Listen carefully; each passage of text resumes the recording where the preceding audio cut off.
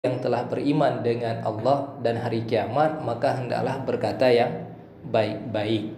Auliyasmun, ataupun diam saja. Engkau berkata yang baik. Jika enggak mampu berkata yang baik, liyasmun, hendaklah diam saja. Jadi kalimat Rasulullah ini sederhana, tapi pengamalannya sampai hari ini, jika kita mengikuti apa yang Rasulullah perintahkan, insya Allah akan senantiasa selamat. Jadi ketika kita nggak mampu berkata yang baik, tidak mampu berbicara yang bagus, maka diam jauh lebih selamat. Sebab ketika banyak bicara, otomatis bakal banyak salah. Ketika banyak salah, maka banyaklah dosa. Sehingga supaya tidak banyak dosa, jangan buat banyak masalah. Supaya jangan buat banyak masalah, jangan banyak bicara, diam aja. Akhirnya saya diam aja hari ini. Tanpa berbicara. Tapi tidak juga. Insya Allah kita akan berbicara sesuai dengan apa yang telah disampaikan oleh para ulama dan disampaikan oleh Nabi Sallallahu Alaihi Wasallam. Jadi dalam kita lihat hadis tersebut, memang ada banyak hal yang dapat kita ambil pelajaran. Kenapa pentingnya kita menjaga bicara, apalagi di dunia sekarang yang serba digital. Menjaga bicara bukan hanya sekedar bicara secara lisan, tapi juga menjaga bicara secara tulisan. Betapa banyak orang yang terjerat gara-gara tidak mampu menjaga jemarinya, ya kan? Gara-gara ngetik status yang tak apa-apa, akhirnya udah kena jerat hukum UU ITE. Ini gara-gara obrolan yang tidak seharusnya diucapkan ataupun dituliskan. Makanya kan benar apa yang Nabi sampaikan, falyakul khairan, hendaklah berkata yang baik, auliyasmun, ataupun diam saja. Jadi berkata yang baik di sini bukan hanya secara lisan kita katakan, tapi juga secara tulisan pun juga harus mampu kita jaga agar tulisan tersebut benar-benar baik. Baik dalam artian dari segi konteksnya dan juga baik dari segi penyampaiannya. Sebab terkadang jika sesuatu yang baik tapi disampaikan dengan cara yang tidak baik, ujungnya bakal tidak baik juga. Sehingga penting sekali menjaga agar konteks yang disampaikan itu baik dan cara penyampaiannya pun juga baik. Ketika dua hal tersebut baik, maka para pendengar pun juga akan baik dalam menerimanya. Tapi ketika ada sebuah berita yang baik disampaikan dengan cara yang tidak baik, tidak elegan, maka akan menyebabkan konflik terhadap para pendengar. Sehingga kalau kita lihat dalam Al-Quran, ketika Allah Ta'ala perintahkan Nabi Musa alaihissalam untuk mendakwahkan pada Fir'aun, qaulul lainnya, tetap Allah Ta'ala perintahkan pada Nabi Musa dan Harun untuk berkata-kata yang lemah lembut. Wahai Musa, ajaklah pada Fir'aun dengan ajakan yang lemah lembut. Padahal kita ketahui Fir'aun itu bagaimana, seseorang yang amat-amat luar biasa zalim. Tapi biarpun dia luar biasa zalim, Allah tetap merintahkan Nabi Musa supaya berkata yang baik di hadapan Fir'aun.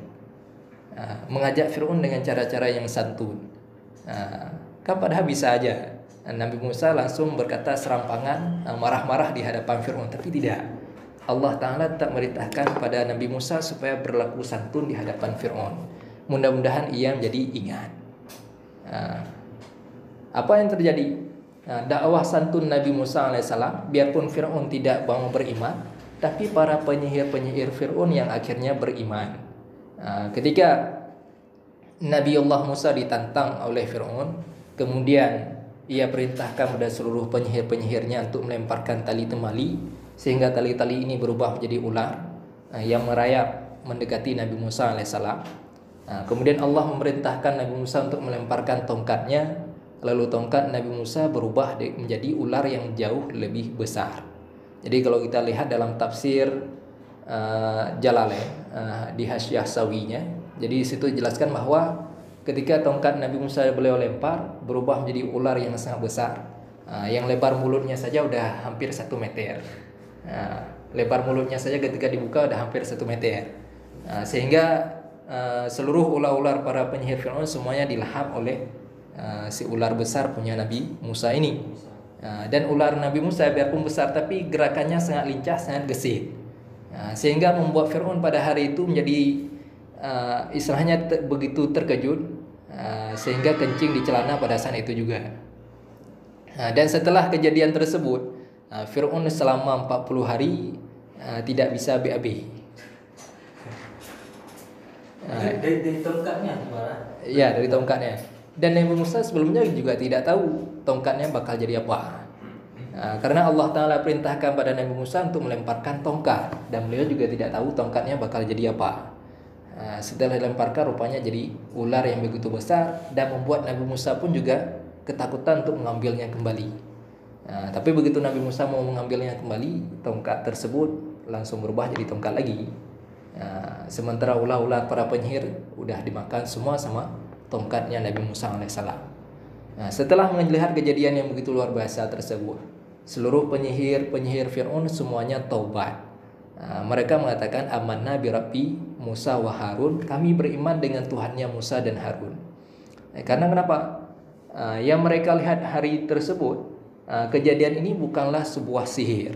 Karena mereka sendiri kan para penyihir. Jadi begitu mereka lihat tongkat Nabi Musa berubah jadi ular yang jauh lebih besar, ini bukan sihir.